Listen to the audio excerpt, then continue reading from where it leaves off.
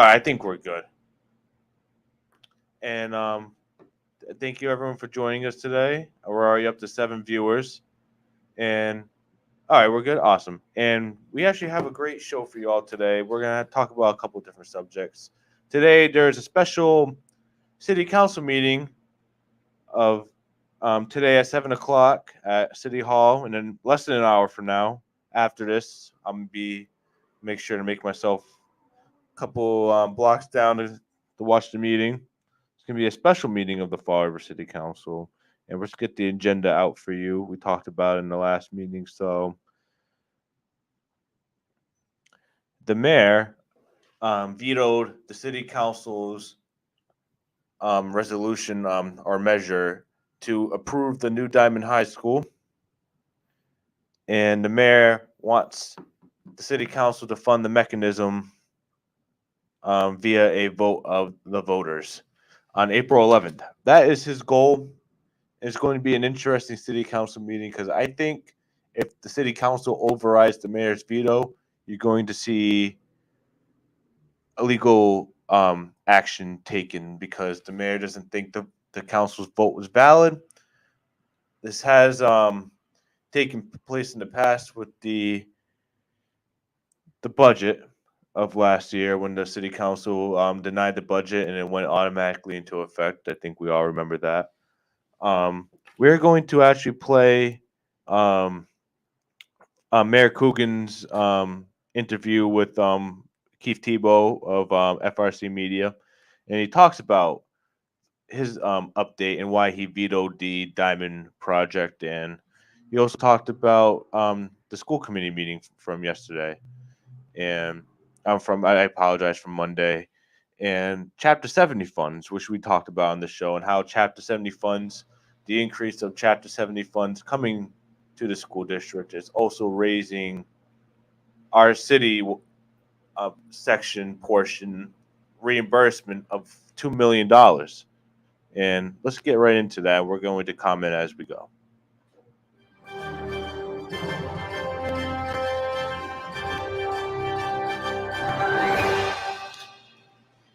Happy Wednesday morning. And now that it's just Wednesday, one, I don't know if it's playing out, Boomer. I just can't hear it on Fall River.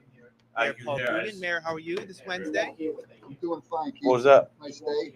Yeah, I won't be able to hear the mayor. I wish I could positive comment direction on it, in terms of weather, we hope. But there's always a lot on our plate, so I want to get to it right away.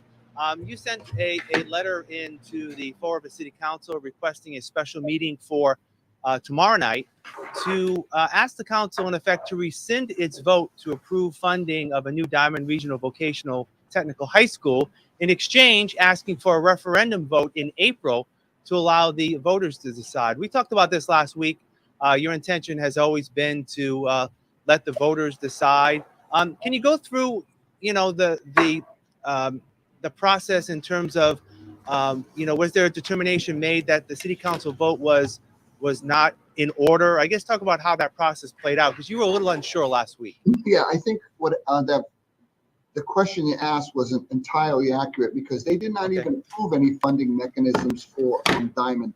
They approved Diamond, and that was where the confusion seemed to come in. I think some of the councilors thought that they were approving the school with the funding. I think some thought they were approving the school. It was okay. They put their hands up, and they were counted in favor of Diamond, which is something I also am. But at the same time, we wanted to make sure we were able to clarify it for the community. This is an extremely big investment. We have ordinances and there are regulations that dictate how this is handled, and one of them is if the project's over $5 million in bonding, it should go to the voters. That would be my recommendation. That's all I'm asking for, is to allow the public to weigh in on this very, very important project for the city of Fall River.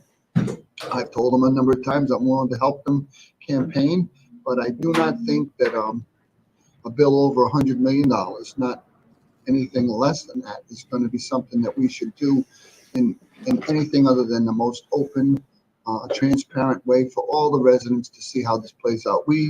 Boomer, we just finally I'm finally able to. I was able to. I could have commented on it anyway. I watched it before the meeting, but first thing I come back to hearing is open and transparent. And I was thinking before the meeting about open and transparent, and fine. It's only when it's convenient for the administration we get open and transparent. Boomer. Last year we had a superintendent who was running roughshod over the entire district, and it was covered up. It was covered up and censored for a whole entire year at school committee meetings and executive sessions, and the public had very little clue and continues to have very little clue on what is being discussed about that. But now, when it's something that may not be entirely the administration not entirely in favor of, Boomer, you finally hear you want to have an open and transparent process, which I do support, but I do like to call out hypocrisy when I hear it. Let's continue. In 18 for Durfee, I was skeptical that we could pull that vote off, but we worked hard, and I'm sure we can do the same thing for Diamond and get the residents to understand how important it is. Let me ask you: have you had the opportunity to speak with a couple of counselors, especially those who voted yes, to see if they will, in effect, I guess, not uphold your veto? I guess if that's the official parliamentary procedure. No, I think we'll be fine. I think they understand that my veto is simply another step on the ladder to try to make sure we get this to the voters. We'll call a special election. We'll get a question on the ballot, and we'll let people weigh in on it. I think, again, I think that that's important. I don't think that myself or anyone else should be dictating how something this big should proceed. I think what we should do is allow the voters to have a say, and I think that that's the way to handle it. Like I said, I wasn't that in love with the process for Durfee, but at the same time, we played within the rules, and I think that that's how.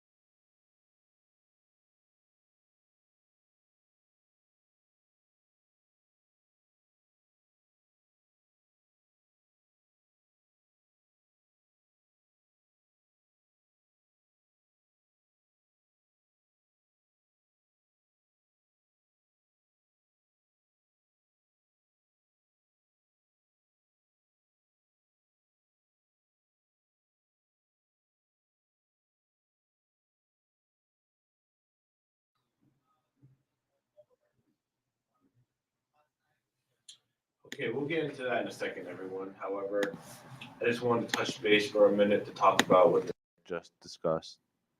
Oh. We're all set. Did you want me to repeat myself or? Looks like somebody's reporting it. Ah, okay. Probably. Somebody doesn't want you to be heard. It's probably. I guess we getting news that we're getting reported, but it's okay. We will persevere. We will continue. I wonder who's reporting it, Boomer. I have a couple. Every time I click on the new one, it's showing the old one. It's not even showing the new video. Interesting.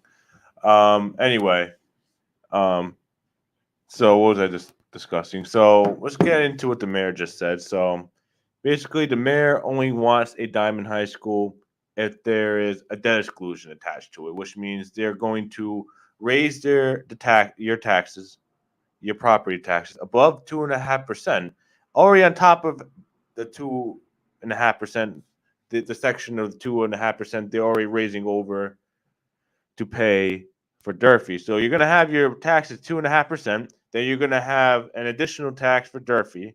Now you're going to have additional tax for Diamond. Now, why I don't understand why the mayor, our cities, why the administration in our city's finances, why we can't come up with a resolution to pay for this school in the normal operational budget of this of the city. And I think that's what some councilors want. Some councilors they approved the new Diamond. They did not approve a debt exclusion.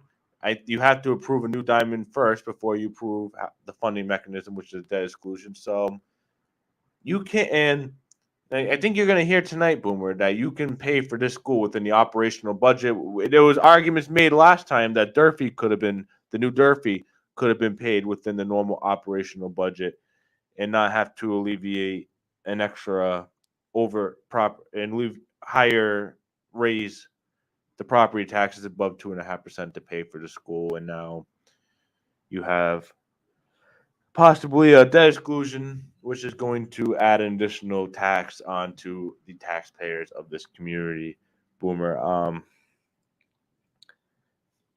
is this what do you think about? Do you think the city should look into its finances and cut back and see if we can fit the school into the normal operational budget? I would be 100% in favor in that. Based on what I've seen over this winter with the snowstorms and streets and everything else, I think they did cut back, just in the wrong areas. Oh, 100%. Do I think they have a spending problem? Yes. It's very easy to sit here and say, yeah, you know what, we don't have enough for this, so you know what, we're going to raise your taxes. And like you said earlier, they're already looking to raise water rates. They're looking to raise. And we will get into that, They're everyone. looking to raise property taxes. Now they want to go to debt exclusion so they can destroy your property taxes and get a ton more. You know, it's almost like they know their time is limited, so they're going to take as much as they can to make it look good. But all they're really doing is they are literally killing the taxpayers in the city. And I remember discussions during the campaign of 2019 of maybe some years lowering property taxes or not raising it at all, just keeping it status quo and not raising it at all. Usually you can raise them. You can only raise them up to 2.5%. That's the law, unless you have special provisions such as a debt exclusion, which is basically an additional tax that is meant to pay for specific items. And I really would like the administration to consider also adding this to their normal operational budget. And if there is a debt exclusion doesn't have to be, you don't have to use all of it every single time. There's some years you can just add it into the normal operational budget and not have that immediately charged to the taxpayers. There's some years you can just like not charge the full amount as levied in a debt exclusion. There's some years where sometimes you have to. However, I don't think we have those discussions right now. I think you have the discussions that they're going to just use as much as they can through property taxes, through the debt exclusion, to charge just as much as they possibly can out of the taxpayers. And that is not a good precedent, Boomer. That's not okay. And they're now raising water rates, and I'm sure they're going to be raising sewer rates and the rainwater tax. I'm sure that's going to be raised as well. I don't think they're going to cut back on anything, especially this year, Boomer. You know why? Because they have a $5 million, almost $7 million but deficit they have to make up this year, Boomer. They have a $7 million deficit they have to make up this year. It was already almost $5 million to begin with, and now we just received the information that the schools are receiving that additional those monies. And we're going to get into that in 1 second. I'm going to continue with the mayor's speech because it covers what we're talking about right now. And the city has to reimburse that, Boomer. The city has to reimburse that. It's going to be over $2 million the city has to cover. And that's this year to make up for net school spending. It's going to be this year, Boomer. So we have to make this up this year. And it's unfortunate. And we're going to continue on because you hear the mayor talk about in here, and I'm just going to foreshadow. You can hear it for yourself. Is Keith Tebow asked, can the city make up this deficit? Can the city make up having to reimburse the schools for all this Chapter 70 funds? And didn't give any explanation. He says, and I quote, I think we're going to be okay. We're going to be okay. That's all he says. And you're going to hear it for yourselves right now. It's easy to be okay when you're taking money from everybody else. You don't have to earn it. You don't have to work for it. You don't have to put in. It's not like you have to go to work and work extra hours to make it up. You just literally say, you know what? We need more money, so we're just going to take it from all of you people, okay? Thank you. Of course we're going to be okay. We're always going to be okay when we're in office. Yes. That's the wrong answer. Find another way. We're going to be okay because we're going to raise property. We're going to raise everything we can on the taxpayer and the ratepayers as much as we can. There's never a break for them. And that needs And when are we going to have city councilors who are going to stand up to that and vote down? Too many, they're more worried about their votes. They don't want to piss off their voters. That's all they care about. I don't think you're going to piss off voters. I think voters don't. I think plenty of voters, and this, a lot of city councilors go with the notion they want to help the taxpayer. They don't want to raise the rates on taxpayers, and those people voted them in. Now you need to put their money where their mouth is. There's plenty of voters who agree with us and who, will elect city councilors who want to lower property taxes, even though they might elect mayors who want to raise them. I think they will elect city councilors that agree with the cause of the people and not elect a mayor. I agree with that. So everybody up there has run on, we want lower taxes, we're going to do this. Most of them. And you have When's the last time they lowered taxes? When's the last time they even left taxes alone? And a question I don't know, maybe you do. Can the city council lower that throughout the budgetary process? Yeah, they can put certain budgeting down to zero and keep costs down. They didn't do that. Most of them didn't even know they could do that. Yeah. So let's start there. So they're just as responsible in that case. Do I think it was the right way? Do I think that they thought they did the right thing on this time? Sure. Yeah, I agree. Yeah, sure. Yeah. I'll give them that. I think they thought they did the right thing. Every one of them, I think they thought they did the right thing. They didn't. But even before that, but here's the thing. Your taxes went up. Your real estate, your property taxes went up. Your water rates went up. Your rainwater theft went up. Like, everything's gone up. And where did it go? It went to pay raises. It went to new jobs. It didn't go to the kids. And when we say new jobs, we don't. And when we say new jobs, we don't mean new jobs for members of this community, good-paying jobs for this community. We're talking about jobs for the administration's friends, their political supporters, big, cushy, political, big-wig jobs. That's what we're talking about, everyone. But it's his friends, council friends. There's somebody's friends. I don't care who they are. At the end of the day, that money did not go to the taxpayers. But it was instantly taken from the taxpayers. And now we're talking about increasing again. But yet, we need a new school for the kids to have a better life, to have better lives. Wait a minute, we don't want to pay for that. Really? It's crazy. It's crazy, but we want to increase the water department by $12 million. But we don't want to pay for that. We want to pay for it on the backs of the taxpayers. They don't want to pay for it in their operational budget because then that means they have to cut down on those cushy positions. Exactly. Should I just continue with the mayor's video, or should we just move? You go right ahead, whatever you want. Sure. Yeah, let's continue. Meeting was held. There were two sort of news-making moments out of it. The first has to do with the school mask mandate. The school committee, based on the recommendation of Boomer, I think they're getting rid of the mask. They're getting rid of the mask little less than a mandate month ago, this Friday. decided to extend the mask About mandate tomorrow, until March 14th. And yesterday, the superintendent announced that new numbers and new guidance by I'm gonna mention a walkout in a little bit. that the mask mandate be lifted at the end of school on Friday in effect for Monday. The committee made a unanimous vote. What are your thoughts? Is that a wise decision based on what you're hearing? I think it is. I think new regulations dictate that's the way to go. As I always have, I keep a close eye on the numbers in Fall River. I think the hospitalizations are way down. I think I saw a number like there was 6,500 cases or more in January, and it was like 500 and something in February, right around 6. I think last weekend was very, very light on cases. I go by the testing site. There's hardly any cars up there right now. I think we're on the downside of this phase of COVID. I hope it's the end completely, but with what we've been through, I don't count on anything until we live it, because we could go back up with another variant at any time. Right now, I think giving the kids a break from the masks is the way to go, and let the school be a little more, quote, normal looking. Yeah, I agree with absolutely. Obviously, there are still going to be some mandates in place, I believe, even though the CDC has recommended. There's no more free money coming in for keeping your kids masked. That's what it is. Okay, that's right. Remember all the free money that they were throwing out there? If kids, you imply masks, you're gonna get all this. You can get $5 million here, $5 million. Where's all that money? Where's all that money?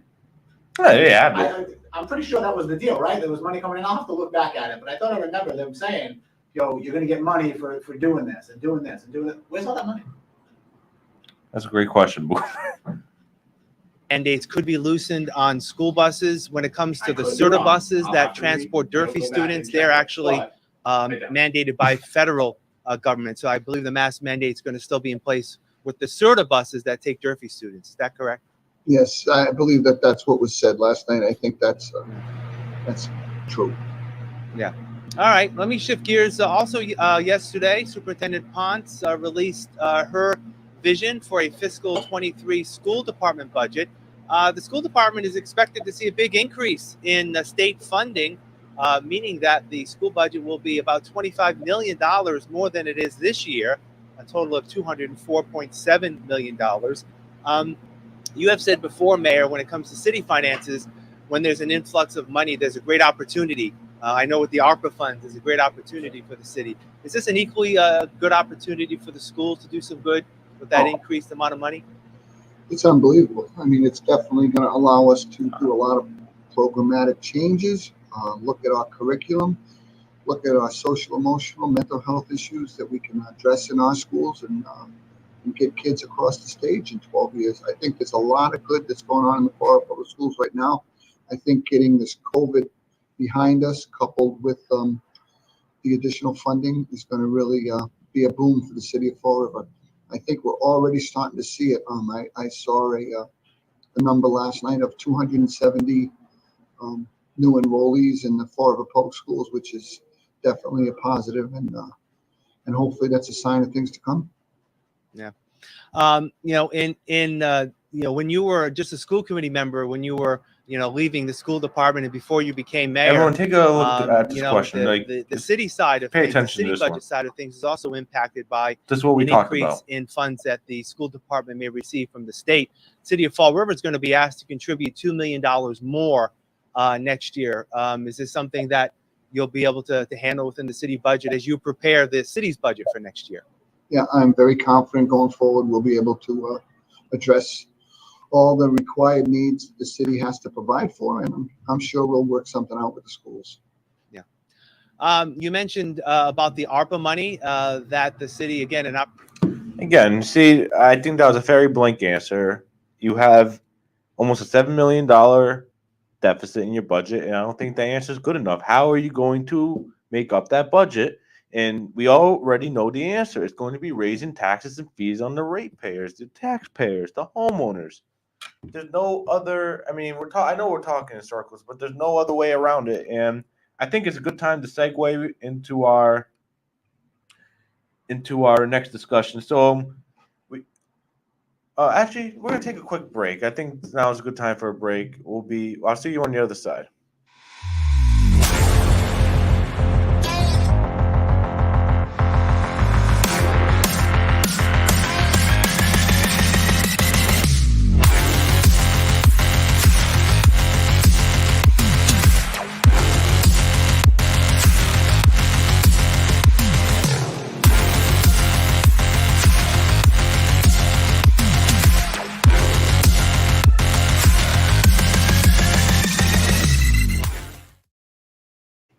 We know. And we're back. That was just a brief break, everyone. So we just talked about how we believe, and how we know the mayor is going to make up this $7 million budget in his deficit, his big deficit from his lack of fiscal management. You know how he's going to do that? We know the first piece, everyone.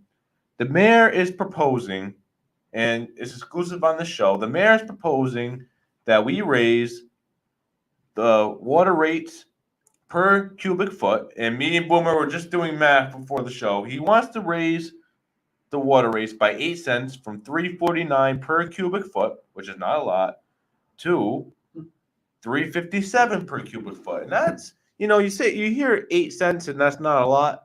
However, when you're doing laundry every day, when you're doing washing the dishes, taking a shower, brushing your teeth, washing your hands, those 8 cents add up daily. Those 8 cents add up. Yeah. Just one of the stats that I looked up before was laundry, and not my laundry because it's absurd. But the average family, they say the average family does 5 to 6 loads of laundry per week. Okay. Yes. One load of laundry technically does about 19 gallons of water. uses about 19 gallons of water. Okay. So when you add that up, I think annually it came out to 5,605 gallons is the average. So, 50, we'll say 5,500 just to be nice. Yes. Okay. So 5,500 gallons.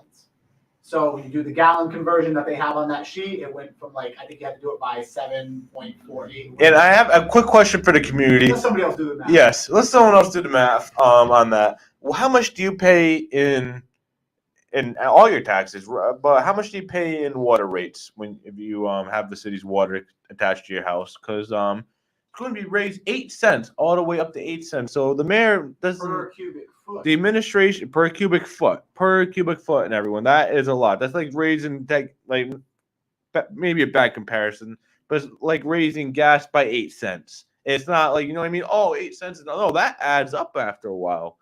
And this administration is raising it 8 cents. He's not lowering it. He's going to be raising your taxes. I'm going to be a betting man and bet he raises the taxes 2.5% all the way up. He's going to raise the water rates. He wants to raise the water rates. Now we have that confirmed.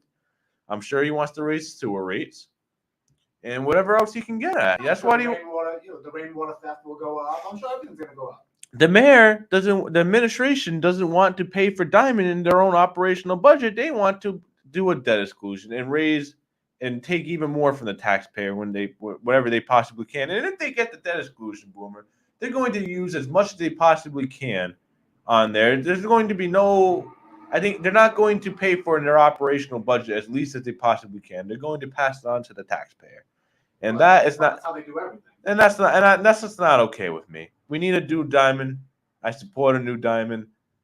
I don't support screwing the taxpayer. It's definitely not okay. And I hope the city council overrides the mayor's veto tonight. I think that would be what's best for the community. Quick. So if you look at what was it? The overall water budget increasing by 3.2%. That was in the 2022 budget, right? Yes. So in a rate from 348, TCF were approximately 265 on average household per year. They're trying to tell you that it's only going to go up that amount, which we know is absolutely asinine. So when you look at what did they give the water department, I'm just trying to find that real quick. So water, sewer, EMS. I want to say water got an increase of, I want to say like 12 million or something like that. I'm just trying to find it. I'm looking at the budget when it came out, so I just got to find it for a second. So salaries, 5 million, health insurance, all this other nonsense. Mind you, we have retirements that's not even close to funded. So they're basically just trying to make up money everywhere they can on the taxpayer. Agreed. What it's coming out to. I'm looking real quick. I don't know if I'll find it in a hurry, but it's okay. While you're looking for it, Boomer, just let me take care of that. I'll see if I can find it quick. Continue on and just to continue on. So there's actually we're talking about the water board what type of water board meeting, and there are a lot of things they want to spend money on in this meeting alone, Boomer. And I think the water and sewer board spend almost the most money you'll ever see. It's weird because 2017 to 2019, I think it was. I think they did, I don't know, 40 some odd miles of new pipe and water and streets and everything else, right? Yes. From 2019 to now, I think it was like a couple miles, but yet their budgets increased exponentially from that time to now. They have. Where did that money go? There's been a lot of pay increases, clearly, but where is that money? Is that the new funneling? Is that where is it? Show me the justification on that cost. Agreed. And then this for the public at home. So we now know where opera funds that the water department is being provided, where they plan to spend it, at least where they want to spend it, at least on the budget. I mean, on the agenda. So the water department is looking to use $330,000 in ARPA funds to Santec Consulting Services for their water main design contract. This isn't opinionated, this part. We're just giving the facts of where the money's going to. So Sandtech Consulting Services, look them up. We'll see where they've donated to an administration. We'll see what they've done. They're giving 300. They're looking to receive $330,000 for for a water main design contract with ARPA money. That's what they're looking to do. And they're also looking to do some water main improvements. And they're looking for $159,000 out of that. So Sandtech Consulting Services is going to get roughly looking to receive $500,000 in our city's opera money. We're going to do our this. We're just seeing this today. Came out today. We're going to do our research and we're going to see what these people are about. If they're doing good work, if we're using our money right, if they've donated to a campaign, that's very important to me.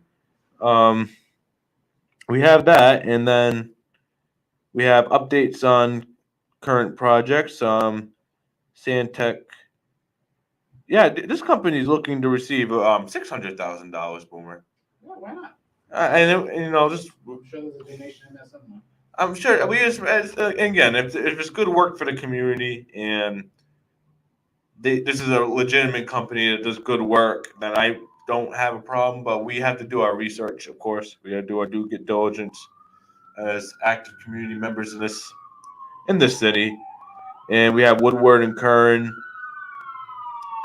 looking for $25,000 for staffing needs, temporary staffing of the water treatment facility. So these people are providing. Oh, Boomer. So we were just talking about where this money going. Is it going to salary increases for the water department staff? Yet we're sending a contract for temporary staffing at the water treatment facility. We're privatizing our water department basically, and partially. So we're giving this company. Remember how We're not even hiring our own people. Remember BCEDC got the contract for the state pier? Yep. It's basically what this is. They're providing staffing for this water treatment facility. And we're not even our own people that we pay money to aren't even getting it. We're going outside for that. How's that make any sense? It doesn't. But however,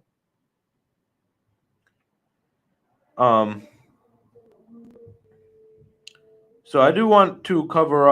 I did want to touch another subject briefly, and we're gonna wrap up a little bit early today. I plan on attending the city council meeting, so we've been updating you about the public records to see the work orders from November 2nd, to see if there was election interference, to see why construction companies were hindering voting precincts right in front of them, in front of two of them. And the state actually just came out with an order yesterday ordering the city to provide me with the response to the request for records for the